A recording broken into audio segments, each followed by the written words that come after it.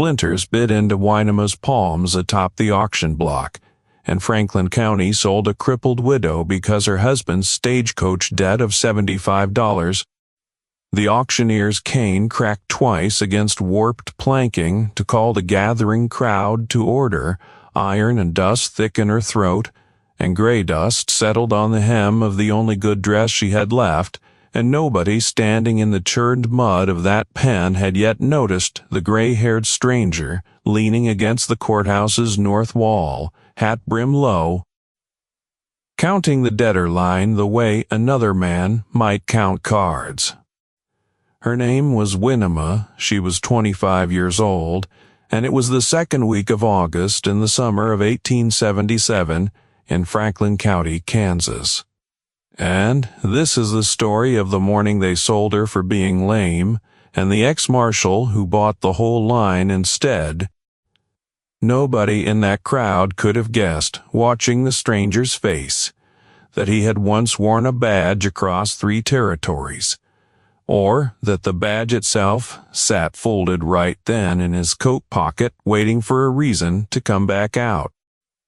Nobody could have guessed that before the sun reached its highest point over the Franklin County Courthouse, the man running that auction, a debt collector named Merle Skerritt, a man everyone in 3 townships had learned to fear in a small practical everyday way, a voice he had last heard from behind a bandana on the Butterfield Road 6 months and a lifetime ago.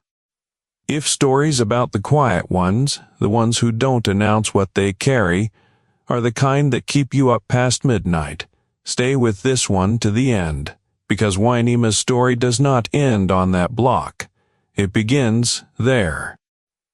Now, let's go back an hour, to the dust and the waiting, and the cane cracking against the wood, before anyone knew what kind of morning this was going to be.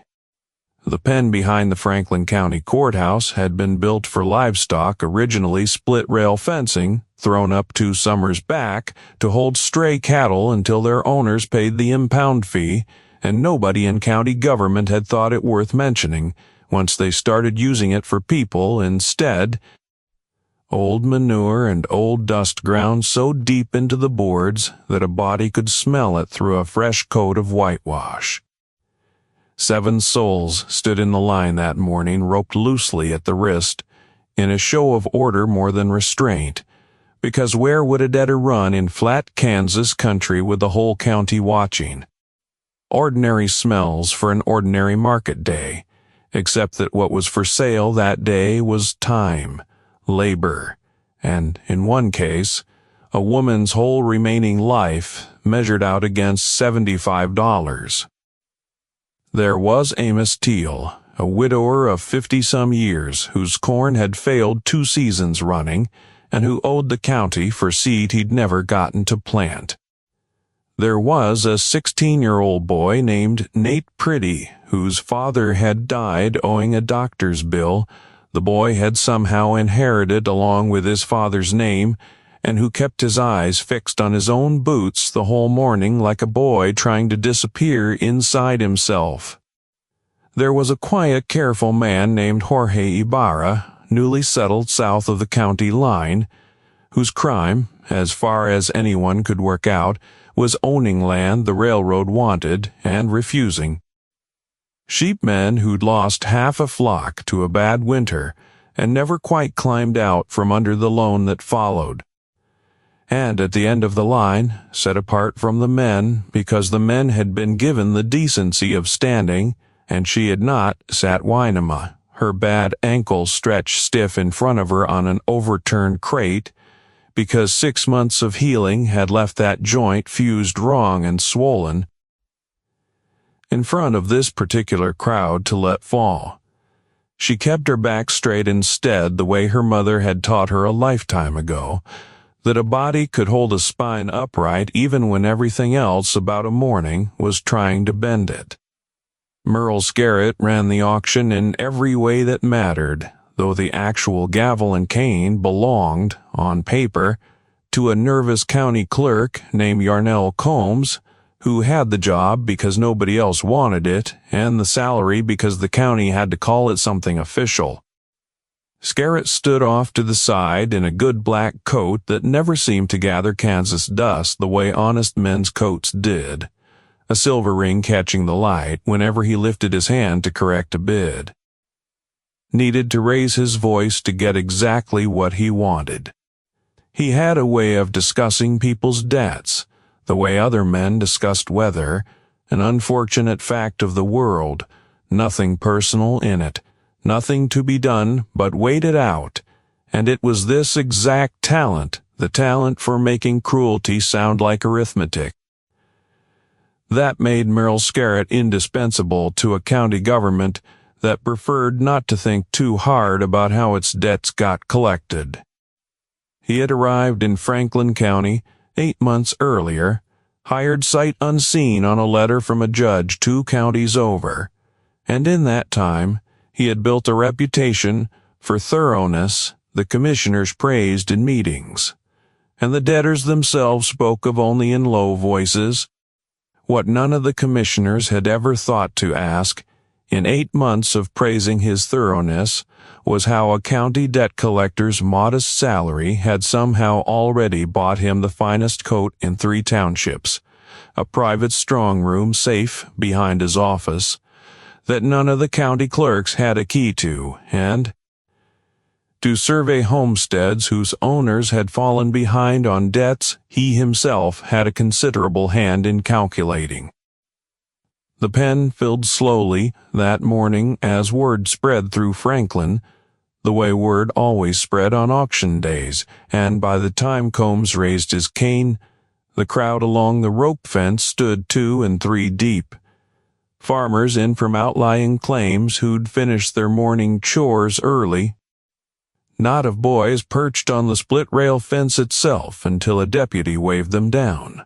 Some had come from simple curiosity, the appetite any small town carries for a spectacle that isn't happening to them. Others came because a debtor auction was, in its own grim way, a warning, a reminder to every family in the county, one bad season away from Skerritt's ledger, that Franklin County's mercy had limits, and it did those families good. Franklin County had not always run its debts through a man like Merle Skerritt, and the old-timers at the Mercantile still remembered, with a kind of weary fondness, the years before the county hired a professional collector at all, when a bad harvest simply meant a hard conversation with a neighbor, not a rope at the wrist, and a number read off a ledger in front of the whole town. That had changed slowly, the way most bad changes do. A county commissioner here who liked the tidiness of a debt collected on schedule, a bank in Topeka there that wanted its interest paid whether the rain came or not, until by the time Skerritt arrived 8 months earlier. Franklin County had already half forgotten that debts used to be neighbors' business, settled with patience, and had started treating them instead as county business, settled with a cane and a rope and an audience. 6 months before, in the cold first week of that same year, Winema had been riding the Overland coach home from Emporia with her husband, Daniel Voss, a mild, careful man who had spent 11 years turning 160 unpromising Kansas acres into a homestead that finally that very winter. He courted her slow back when she was a girl of 18, fresh off her father's failed claim 2 counties east, writing her letters through an entire winter before he ever asked to call on her properly. And in 7 years of marriage he had never once, not through drought or hail or a stillbirth that nearly broke them both, raised his voice to her. He had a habit, in the evenings, of reading the day's small accounts aloud to her, at the kitchen table, seed bought, eggs sold. The slow arithmetic of a homestead climbing itself out of debt 1 season at a time, because it meant she always knew exactly where they stood, together, against whatever the land threw at them.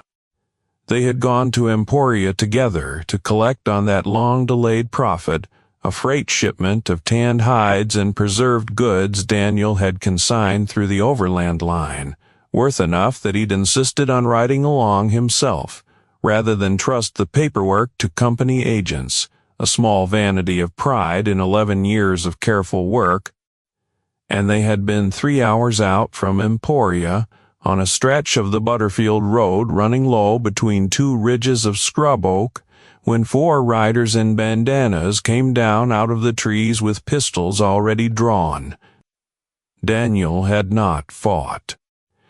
He had raised his hands the way a sensible man raises his hands when outnumbered 4-1, calm even then, the way he was calm about most things, and he had died anyway, shot through the chest by a rider whose bandana slipped just enough in the scramble for Winema to glimpse a jaw and nothing more before the same rider's second shot caught her low in the leg as she scrambled from the coach, shattering an ankle no Emporia doctor, and later no Topeka doctor either, ever fully mended. The robbers took the strongbox, the hides, and whatever coin the other passengers carried, and rode north into the scrub the way smoke goes when a fire's been stamped, but not quite killed, and nobody in 3 counties was ever arrested for it. 6 months later, the Overland Company sent Franklin County a bill for the freight goods lost that day, $75 owed by the estate of the late Daniel Voss, and Franklin County, in the person of its new debt collector. Winema had not cried in that pen, not once, not when Skerritt read the debt total aloud to the gathered crowd in a voice pitched to carry, not when he explained, reasonably, almost gently, the way he explained everything, that since the widow Voss had no coin and no kin willing to cover a dead man's freight bill, county law allowed her labor to be sold at auction for a term sufficient to satisfy the debt, same as any of the men beside her. She had learned in 6 months of grief, compressed hard and small enough to carry, that crying in front of people who had already decided what you were worth only confirmed the decision for them. A few faces in the crowd were sympathetic. An older woman near the fence, a widow herself named Ada Ansell, kept twisting her apron in both hands, and once opened her mouth as though to object before her own husband's hand closed quiet over her arm, and she said nothing. The way any town is curious about a spectacle it doesn't have to pay for, and none of them stepped forward to cover a debt that wasn't theirs to cover, because that was the arithmetic of a hard county in a hard year, and everybody understood it even when nobody much liked saying it aloud. If frontier stories about people who wouldn't back down move you, tap join beside the channel name and become a member. It's how these tales keep coming. Combs cleared his throat, squared the day's ledger against the auctioneer's table, and raised his cane to call the first number on Amos Steele, and it was in the half-second between the cane rising and the cane falling that a voice from the back of the crowd cut through plain and unhurried. "I'll take the line." Heads turned. The crowd parted the way crowds sometimes do for a certain kind of quiet, and the gray-haired stranger who had been leaning against the courthouse wall for the better part of an hour walked forward at an easy, unbothered pace. A lean man past 50, with hair gone iron gray, under a weathered hat, dressed plain. Nothing about him loud enough to have drawn much notice until that moment. He stopped at the rope fence, reached into his coat, and drew out a small tin star, tarnished with years of handling, setting it on the auctioneer's table in front of Combs without another word.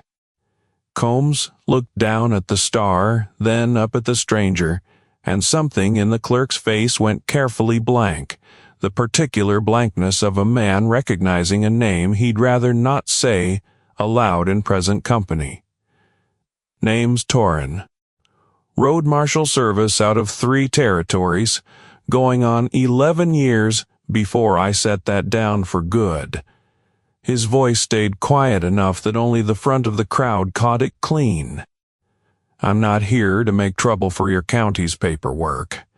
I'm here to bid on all 7, one lot. Whatever figure gets this done fastest." Skerritt's easy expression flickered just slightly at the word marshal, though he covered it fast enough that only someone watching very closely would have caught the flicker at all.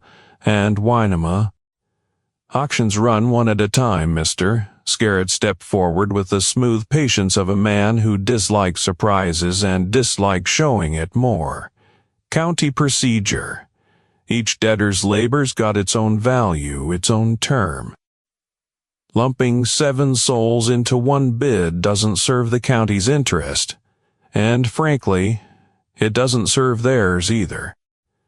He kept it pleasant enough on the surface, but his eyes had already moved past Amos and Nate and Horshay and the Kearney brothers, and settled for a beat too long on Winema at the end of the line, a look Torrin caught.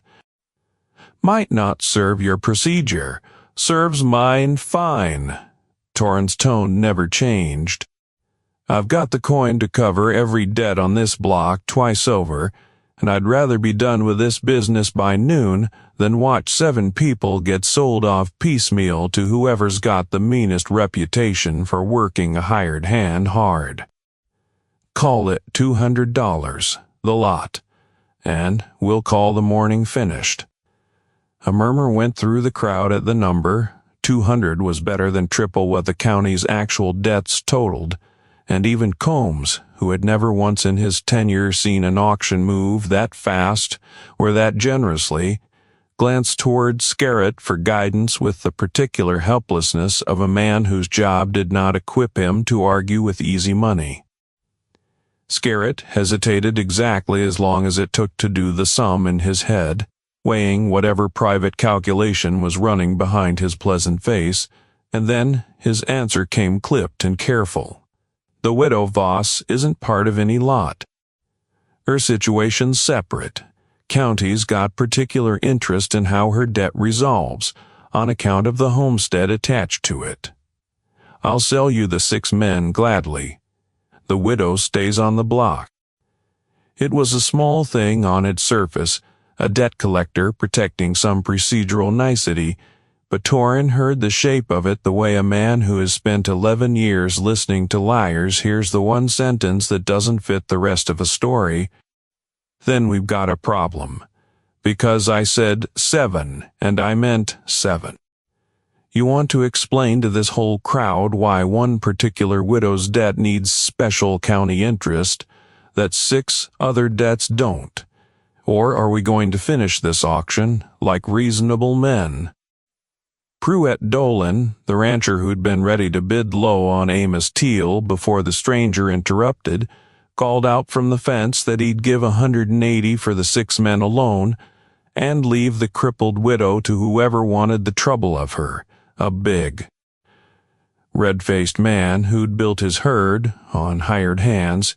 He ran into the ground and replaced without much thought, and for a moment the crowd's attention swung toward the counterbid, toward the possibility of a real contest.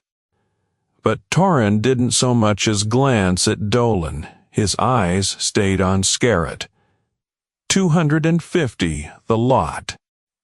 All 7, or I ride to Topeka this afternoon and ask the Territorial Land Office why a county debt collector's got particular interest in a dead man's homestead 6 months after the debt was even filed. He let that sit a moment before adding, quieter, "I imagine that's the kind of question a busy office might actually take the time to answer." It was a bluff built on nothing but instinct. Torrin had no idea yet what he'd find in Topeka, only the old lawman's certainty that a man who fought that hard to keep one particular debtor separate from 6 others was protecting something worth more than $75. But it landed. Skerritt's jaw tightened, almost imperceptibly, and for the first time all morning something under his composure showed through plain. Not fear. Exactly, not yet. but the wary recalculation of a man who has just discovered the ground under him isn't quite as solid as he'd believed. No need for Topeka. The smoothness came back into his voice, a beat too deliberately. 250 the lot, Combs. Mark it down.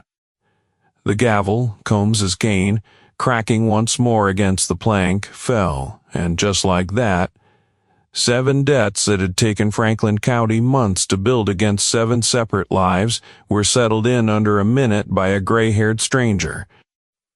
What happened next was not part of any auction procedure Franklin County had ever seen, and it left Combs standing with his ledger half raised and his mouth actually open. Torrin counted the money onto the table, real coin, not a note, which in itself told the crowd something about a man who rode with $250 in his saddlebags and spent it without a flicker of hesitation. And then, before Combs could even begin drafting the indenture papers that would have bound all 7 debtors to Torrin's service for whatever term the county deemed fair, he made his intention plain. Now, I'm releasing every one of them, effective this hour. Their debts are paid. Their labor's their own again. His gaze moved down the line. Amos Teal, Nate Pretty, Jorge Ibarra, the Carney brothers, and settled last and longest on Winema. Nobody in this pen owes this county or anybody in it one more hour of anything. The crowd didn't quite know what to do with that. A few people actually laughed, the short disbelieving laugh of folks watching something happen that doesn't fit any shape they'd expected the morning to take. Amos Teal wept, openly, the way a man weeps when a weight he'd resigned himself to carrying the rest of his life simply lifts off him without warning and had to sit down right there in the dust to get his breath back. Nate Pretty just stood there blinking as though the sentence hadn't fully reached him yet. Jorge Ibarra crossed himself and murmured something low in Spanish that sounded, to those close enough to catch it, like a prayer of thanks older than the county itself. The Carney brothers gripped each other's shoulders, silent, the particular silence of men who'd been bracing for the worst so long they'd forgotten how to greet good news out loud. And Winema sat on her overturned crate, her bad ankle throbbing, and looked up at the gray-haired stranger who had just spent $250 to free 7 people he'd never met, and felt something she hadn't let herself feel in 6 months of grief held carefully at arm's length. Unfamiliar sensation of being looked at by someone who did not weigh her worth against a county ledger. Skerritt did not weep or laugh or murmur a prayer. He watched the whole scene with his pleasant face reassembled, but his eyes had gone flat and careful in a way that Torrin, still counting the last of the coin onto the table, registered without turning his head, and filed away beside the flicker at the word marshal and the too long look toward Winema. The same patient ledger, a lawman keeps of small things that don't add up yet. There was one piece of business Torrin's coin hadn't touched, and Skerritt made certain everyone standing close enough understood it before the crowd dispersed. The widow's labor debts clear. He folded the sale paper with the same unhurried care he did everything with. His voice dropped into the flat administrative register he reserved for reading off a schedule. Her homestead's a separate matter, filed under a lien I hold independent of the auction, on account of unpaid taxes accrued since her husband's passing. I'll be around to discuss terms. He aimed most of it at Combs, but his eyes went to Winema on the word homestead, and lingered there half a second longer than the sentence required, and Torrin, watching, understood in that half second exactly what kind of man he was dealing with. Winema understood something, too, though she couldn't have named it plainly in the moment, only that the debt collector's voice, low and even and reciting figures the way he always recited them, had brushed some old memory loose in her, some half-buried echo from a winter morning on the Butterfield Road, though she couldn't yet say what the echo was of, only that it made the hair rise on the back of her neck in a way that had nothing to do with the summer heat pressing down over the pen.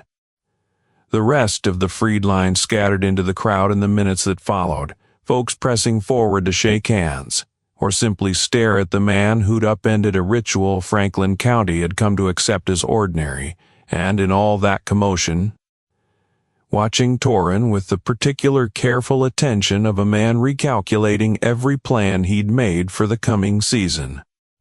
He had built his 8 months in Franklin County on the assumption that nobody with money and standing would ever bother looking closely at a debt collector's paperwork, that the townsfolk's own discomfort with hard questions would keep his ledgers safe from scrutiny. A gray-haired stranger who paid cash for 7 strangers' freedom without blinking, and then stood there afterward asking pointed questions about a widow's homestead lien, was not a variable Skerritt had planned for, and it showed, faintly, the extra half-second he took before turning to gather his papers and walk back toward his office at something just short of a hurried pace. It took Torrin the better part of that afternoon to get Winema settled. First a slow, careful ride over the ruts in the back of a wagon Foss Kittredge, the liveryman, loaned without being asked twice, and then a look from an actual Franklin doctor, a tired, competent man named Sorrel, who examined the old ankle break with the particular grimace of a physician confronting somebody else's poor work, and pronounced what Winema had already known for 6 months in her bones. The joint had healed wrong, would never bear full weight again without pain, and the best he could offer her now was a good cane, properly fitted, and the promise that a limp wasn't the same thing as being broken. Torrin paid the doctor's fee before Winema could reach for her own thin purse, the way he seemed to pay for everything that morning, without ceremony and without waiting to be thanked. And when she tried anyway, sitting in Sorrel's front room, the new cane, strange and heavy in her hand, "You don't owe me anything. That was the whole point of this morning. I've had my fill of watching debts get invented faster than folks can pay real ones." He said it plainly, no weight behind it beyond the plain fact of it. "That's a strange thing for a man to say when he just spent $250 on strangers," Winema said, and it was the first thing close to lightness she'd allowed herself in months, and it surprised her almost as much as it seemed to surprise him. Strangers is a temporary condition. Torrin's own history, though he offered none of it that afternoon, ran deeper than a tin star and 11 years of riding for the law. He had come up out of Missouri, poor and angry, and had worn a badge first in a territory that no longer even used that name, chasing men who'd done far worse than steal a freight shipment, and somewhere in those 11 years he had buried 2 deputies he'd trained himself and had learned that the law on paper and the law that actually reached a person in trouble were not always the same animal. He had turned in his star 18 months back, after a case in the Nations that went about as wrong as a case could go, a homesteading family he'd arrived a day too late to save, and he had told himself since then that he was simply an old man tired of funerals, riding without particular purpose from one territory to the next, mending what needed mending, and moving on before anyone asked him to stay. Franklin County's auction pen, and the particular stubborn stillness of a widow refusing to let a crowd see her cry, had been the first thing in 18 months to make him feel like the badge in his pocket still meant something. He didn't explain himself further that day, and Winema, exhausted and aching and still trying to understand a morning that had upended everything she'd braced for, didn't press him. But over the following days, as word spread through Franklin County of the gray-haired ex-marshal who'd bought a whole debtor line just to set it free, Torrin didn't ride on the way a passing stranger usually did. He took a room above the mercantile and paid for it a month at a time, and every morning he rode out to Winema's 160 acres and found some piece of work that had gone undone in 6 months of a widow trying to manage a homestead alone on a ruined ankle, a sagging gatepost reset plumb, a chicken coop patched against foxes. Rope replaced before the old one frayed clean through. He never asked before he started, and Winema, watching him from the porch those first mornings with her cane across her knees, found she didn't mind the asking being skipped the way she might have minded it from anyone else.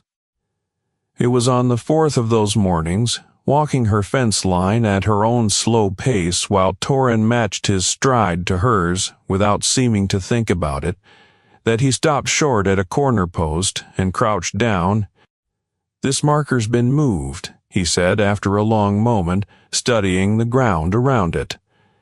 8 inches, maybe 10, and recent, the grass hasn't grown back over the old hole yet.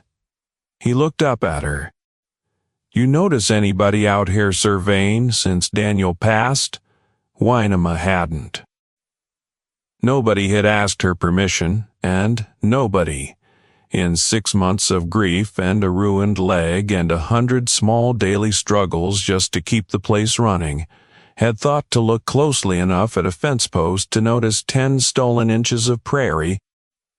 It was a small theft, invisible to anyone who wasn't looking for it, and it planted in both of them, quiet and separate, the first hard seed of the same suspicion. Torrin walked the rest of that fence line slower after finding the moved marker, checking every corner post against the survey map Winema kept folded in her husband's old strongbox, and found 2 more stakes shifted in the same careful, patient direction, always just enough to matter over the long run, and never quite enough for a busy widow managing everything alone to notice in a single season. It was the kind of theft a man committed only if he expected to have years, not months, to finish the job, and that patience told Torrin something about the thief that worried him more than the theft itself. Hit the join button by the channel name to support the channel directly. It makes the next one possible. Merle Skerritt did not underestimate the stranger for long. 3 days after the auction, he found Torrin at the Franklin House Saloon over a hand of cards he clearly hadn't come to actually play, and settled into the chair across from him with the easy, deliberate friendliness of a man testing how much rope another man might give him. "Folks are talking about you," Skerritt said, dealing without being invited to. "Marshal Torrin buys a whole auction lot just to turn around and free them. That's either the most generous thing this county's seen in a decade, or it's a man with a particular reason for wanting to be trusted quick."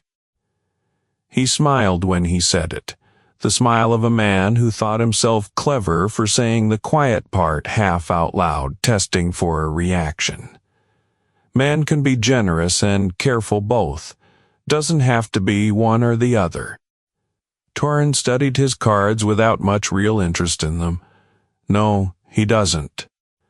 Though, I'll admit, I've got a professional curiosity about a lawman who surrenders his badge on an auctioneer's table and then starts asking around town about my tax records." The threat sat under the pleasantness so lightly that a less patient man might have missed it entirely. But Torrin had spent 11 years learning to hear exactly that register of voice, the one men used right before they decided whether to be reasonable or dangerous, and he set his cards down. and looked at Skerritt directly for the first time since they'd sat down. "County business is county business, Marshal. I'd hate for a misunderstanding to sour what's been so far a pleasant introduction." First morning, on that block, reciting the widow's debt like you were reading off a grocery list, Torrin let a long silence stretch out after it. Something about the rhythm of it stuck with me, and I've been turning it over 3 days now, trying to place where I'd heard a man count numbers that exact way before. I generally place things eventually. Something moved behind Skerritt's eyes, small, quick, gone almost before it registered, and then the pleasant mask came back down over it, smooth as ever. He rose from the table, leaving his cards face down. I imagine a man who spent 11 years listening to outlaws hears a lot of voices that sound alike after a while. "Enjoy the evening, Marshal." He walked out without waiting for a reply, and Torrin sat alone at the table a long moment afterward, not touching his own cards either, turning over in his mind the particular flat-clipped cadence Skerritt used when he recited numbers, a rhythm that had been nagging at him since the auction block, familiar in a way he couldn't yet place. The way a smell can pull a memory up before the memory itself arrives.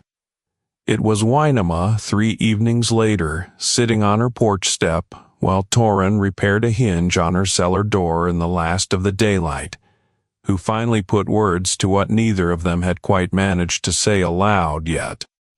"I keep hearing his voice," she said, not looking up from the cane resting across her knees. "Skerritt's, since the auction. And I can't work out why it bothers me so much more than it ought to, a debt collector's voice, until this afternoon when he came by about the lien again and stood at the edge of my porch reading the figures off his paper, and I realized." She stopped, and Torrin set down his tools and waited, because he had learned in a handful of days watching her that Winema said the hard things slowly and needed the room to get there in her own time. "It's the same rhythm," she said finally, quiet. "The same flat, even count. The man on the Butterfield Road, the one whose bandana slipped, he talked while he was robbing us. Told the driver how many minutes he had to hand over the strongbox, counted it down like he was reading a ledger. I only saw his jaw that morning.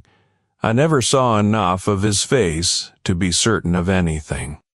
But I would know that voice counting numbers anywhere, and I have been trying for 3 days to convince myself I'm wrong, because the alternative is that the man collecting my dead husband's debt shot my husband dead to create it."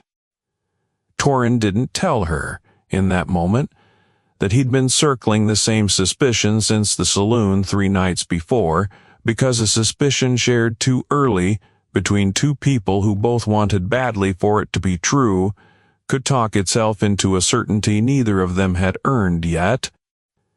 Instead, he asked her gently and carefully everything she could remember of that morning on the road, the jaw, the second shot, the particular way the lead rider had held his reins with a ring, catching what little winter light there was, and when she described, almost as an afterthought, the same hand that held the reins, Torrin went very still, because he had watched Merle Skerritt's silver ring catch the sun on an auctioneer's table 3 mornings running, always on the left hand, always the same practiced way of lifting it slightly when he wanted a crowd's attention.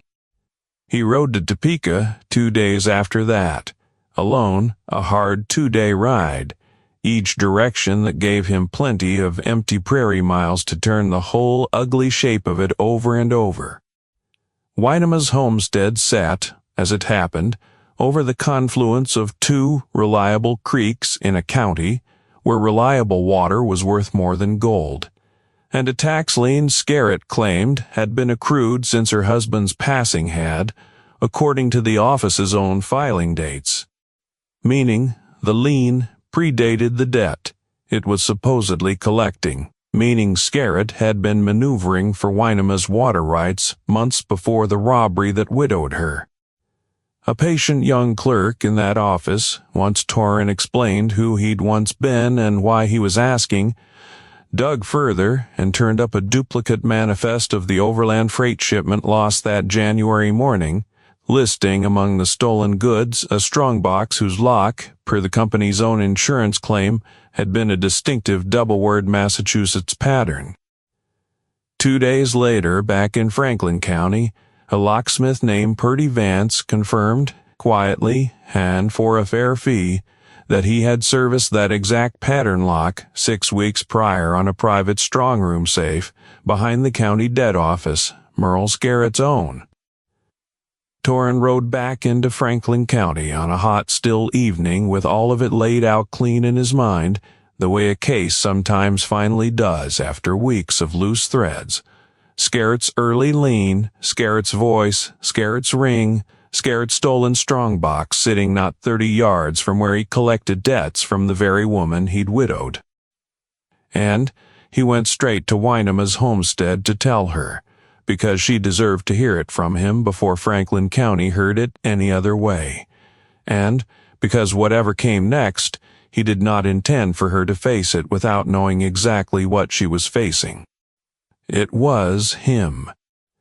He stood in her kitchen doorway with his hat in his hand, the words landing, as plain and heavy as he could make them, because there was no gentle way to say it, and he'd learned long ago that dressing up hard truths only made them harder to carry. The lien predates Daniel's death by 4 months. He was after your water before he ever robbed that coach, and the strongbox from the Overland shipment, I'd bet my old badge on it, sitting in his own safe right now. Winema didn't cry the way she hadn't cried on the auction block, but her hand found the back of a chair and gripped it, knuckles white, and she was quiet a long moment before she trusted her own voice again. He's been standing on my porch, reading me figures off a paper for weeks. He's been in this house. She looked at Torrin. And nobody in this county, not Combs, not the sheriff, not one soul who watched him sell people at auction, has ever once questioned him. That's about to change. They didn't move that same night, because Torrin insisted on doing it right, a proper reckoning, in front of the whole county, with the evidence laid out where nobody could later claim it had been invented or exaggerated in the telling. The way Franklin County had shown itself all too willing to invent debts and lien claims when it suited somebody with a silver ring and a pleasant voice.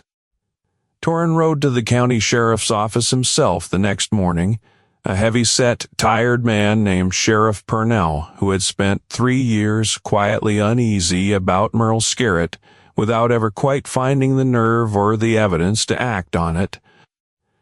A man who'd watched too many hard county winters pass to trust his own instincts against a debt collector the commissioners praised and laid out the land office filing dates, the locksmith's account, and the plain damning arithmetic of a lien that predated a death. Purnell didn't need much convincing once he saw the dates in black ink.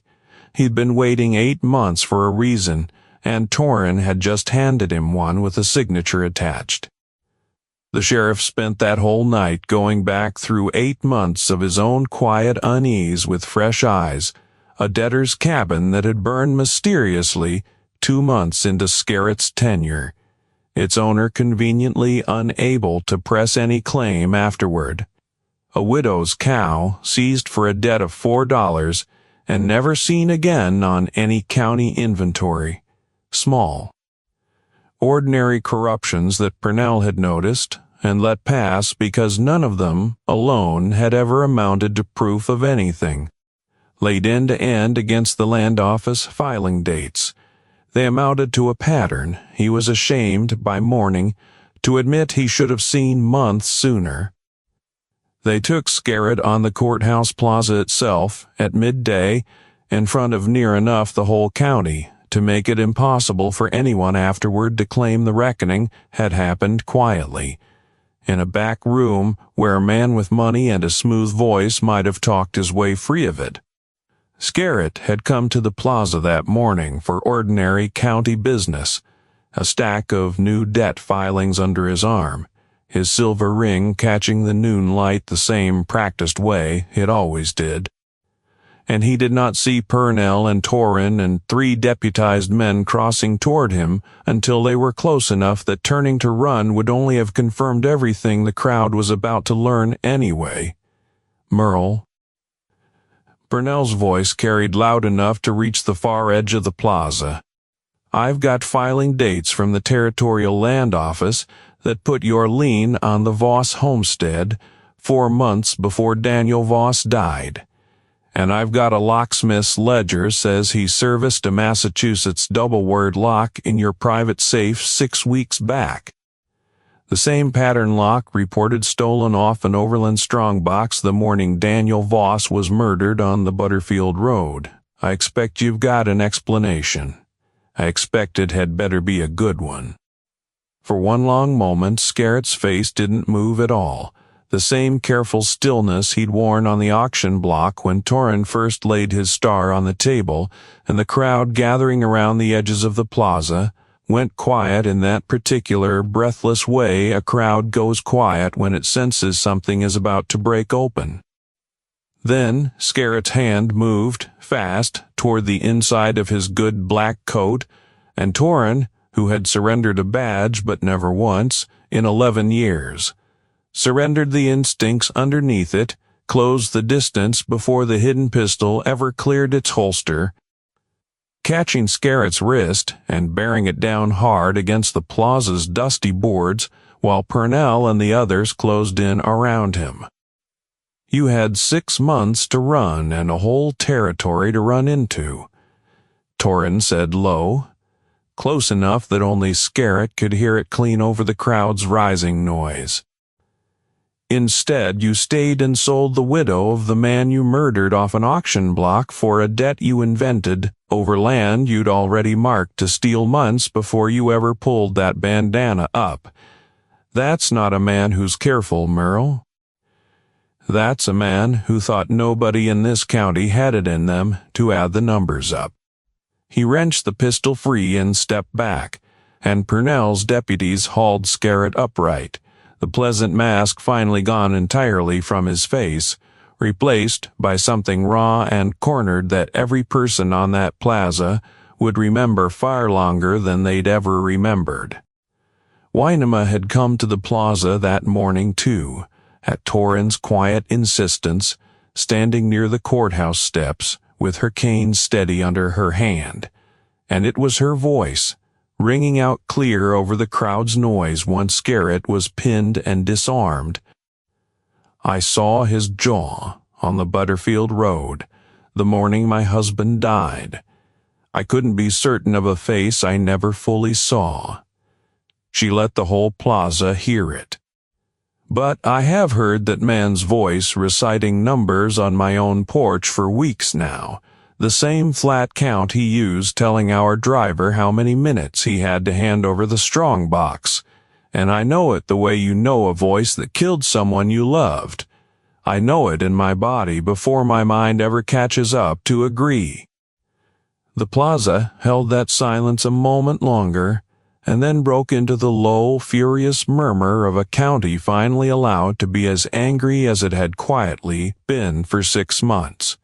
And Merle Skerritt, debt collector, land thief, and the masked man from the Butterfield Road, was walked off the courthouse plaza in irons under the same August sun that had watched him sell a widow for being lame not 4 days before. It took the better part of a week for the paperwork of it all to settle. Purnell's office confirmed the stolen strongbox goods against the Overland Company's manifest, item by item, right down to a tanned hide with a distinctive brand mark that Daniel himself had noted in his own consignment ledger months before he died. The Territorial Land Office formally voided both the fraudulent lien and the original $75 debt. Once it became plain the debt itself had been manufactured by the very man who'd created the loss it claimed to cover. Franklin County's commissioners, suddenly and belatedly eager to distance themselves from 8 months of a debt collector's thoroughness they'd praised without asking a single hard question, moved faster than county paperwork had ever been known to move to clear Winema's homestead, free and clean. Amos Teal rode in from Foss Kittredge's stable to shake Torrin's hand a second time, and stayed to watch the whole proceeding. Jorge Ibarra brought his neighbor Havel along, the two of them standing quiet at the back of the crowd, the way men stand who understand exactly what it costs a county to finally admit it was wrong.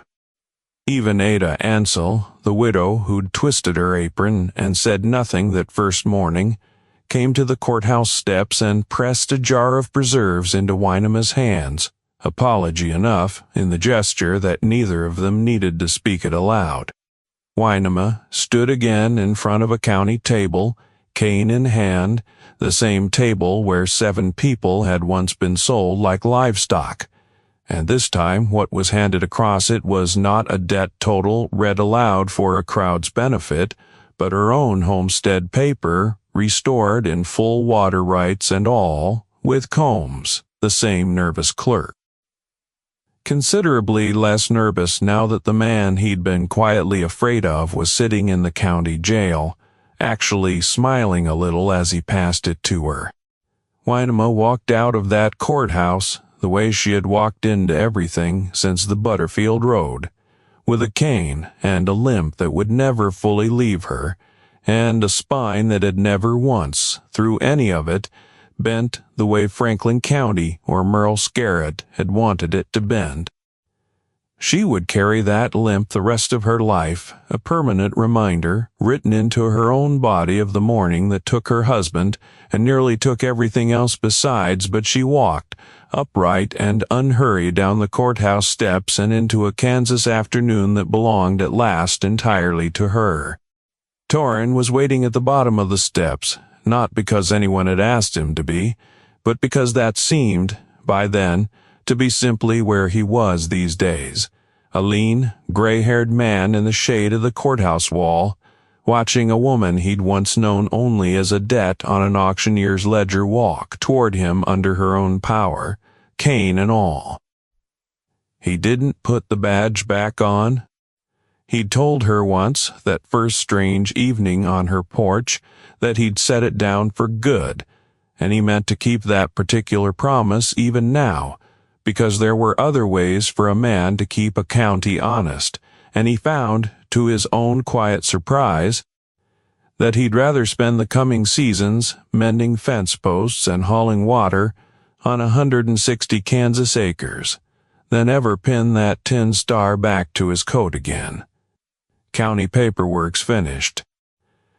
Winema stopped in front of him, the homestead deed folded careful in her hand, the way she'd once folded her husband's letters, though this particular document, she thought, felt lighter than grief ever had.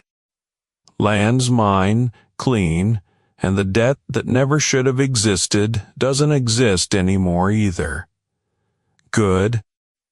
There was nothing complicated in the word, no flourish to it, just the plain satisfaction of a man watching a wrong get set right, which was, when it came down to it, the only kind of satisfaction he'd ever really trusted. What'll you do with 160 acres and 2 good creeks, now that the county's stopped inventing reasons to take them from you? Same thing I was doing before a man in a bandana decided otherwise. Work it, live on it. Bury my husband properly this time, instead of the rushed thing the county let happen while I was still learning to walk on this leg. She looked at him a moment, steady, the same steadiness she'd shown sitting on an overturned crate, while a debt collector explained her worth to a crowd of strangers. I don't imagine a man who buys whole auction lines just to set them free, and then stays 3 weeks mending gateposts nobody asked him to mend, is in any particular hurry to ride on to the next territory. No, I don't imagine I am, Torrin admitted, and something that might almost have been the beginning of a smile moved at the corner of his weathered mouth. The 2 creeks on Winema's homestead ran clean and cold long after the summer's heat finally broke that September, and by the time the first frost silvered the prairie grass, the fence lines held true, every marker back where it belonged. She buried Daniel properly at last, in a quiet plot under a cottonwood near the eastern boundary, with a stone marker Torrin cut and set himself, and a service the whole county turned out for, the same county that 4 months earlier had watched her sold on an auction block without a single voice raised against it. A motel came to that burial too, and stayed on afterward, through harvest, as a hired hand at fair wages. This time, wages agreed to and paid, not extracted by a cane. Nate Pretty, freed of a dead man's debt at 16, went on to apprentice with the Franklin blacksmith, and grew, over the following years, into the kind of steady young man his father might have been proud of. Jorge Ibarra kept his land, and the railroad, once its favorite county debt collector, was sitting in the territorial prison at Lansing, found considerably less enthusiasm among Franklin County's remaining officials for helping it take land by paperwork what it couldn't buy. Franklin County's courthouse itself changed too, in the slower, quieter way institutions change once they've been forced to look hard at themselves. The auction pen behind it stood empty that autumn and the autumn after, the split-rail fencing left to weather and gray, and eventually the county commissioners voted, with considerably less debate than the original decision to build the pen had required, to tear it down altogether and use the ground for a proper stockyard instead. One that only ever held cattle again. Combs kept his clerk's position for years afterward, a steadier man for having watched, once, exactly how far a smooth voice and a county's incuriosity could carry a lie, and he was known, in the seasons that followed, for asking harder questions of every debt that crossed his ledger. Winema still limped when she crossed that burial plot to lay flowers there and expected she always would. But she came to understand, walking her own land under her own name that autumn, that a limp was simply the shape her survival had taken, no more shameful than a scar. And nothing at all like the worthlessness Merle Skerritt had once tried to price her at in front of a watching crowd. Some evenings, sitting on her porch with Torrin, while the light went long and gold across the 2 creeks that were hers again, free and clear, she found she no longer flinched at the memory of the auction block the way she once had, because it had stopped being the last true thing anyone had said about her worth, and had become instead simply the worst morning of a story that in the end hadn't belonged to Merle Skerritt at all.